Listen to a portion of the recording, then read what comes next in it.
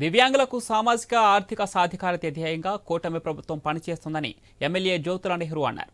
Jaggampeta centre పాత police station ఆవరణలో అలింకో సంస్థ సహకారంతో దివ్యాంగుల ఉపకరణాలు పంపిణీ కార్యక్రమం నిర్వహించారు. ఈ కార్యక్రమానికి జగంపేట ఎమ్మెల్యే జ్యోతుల నెహ్రూ ముఖ్య అతిథిగా హాజరయ్యారు. ఎమ్మెల్యే నెహ్రూ దివ్యాంగులకు బ్యాటరీ ట్రైసైకిల్స్, వీల్ చైర్లు, వినికిడి యంత్రాలు, కృత్రిమ కాళ్లు, చేతికర్రలను ఉచితంగా అందించారు. అలింకో సంస్థకు కృతజ్ఞతలు తెలియజేశారు ఎమ్మెల్యే జ్యోతుల నెహ్రూ.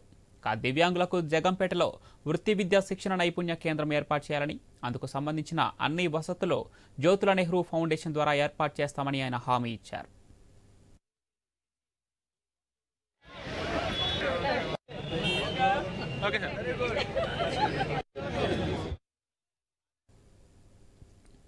గవర్నమెంట్ యొక్క భాగస్వామ్యంతో ఈ సంస్థ ఎప్పటి నుంచో నిర్వహింపబడుతుంది. మొన్న 5వ తారీఖుని జిల్లా హెడ్ క్వార్టర్లో ఈ సంస్థతో చాలా పరికరాలు పంపిణీ చేయడం జరిగింది. అయితే ఒక నియోజకవర్గానికి ఇన్ని పరికరాలు రావడం మాత్రం కేవలం అధికారులకి మన మీద ఉన్నటువంటి మక్కువ.